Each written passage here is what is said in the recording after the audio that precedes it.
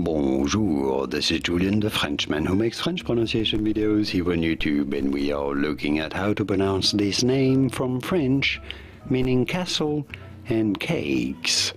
So the first word in French is pronounced as château.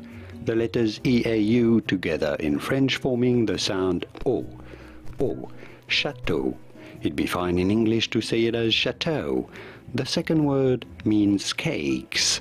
This is the plural form of the word, that's why it's got an X there, but the X is actually silent because it's at the end, and often in French the last letters are not pronounced. This is said in France as gâteau. So, château, gâteau, château, gâteau. It'd be fine in English to say it as château, gâteau. Château, gâteau, from French, château, gâteau, château, gâteau. And now you know it all. Did you get this? Was this any helpful? Let me know in the comments and by using the like button.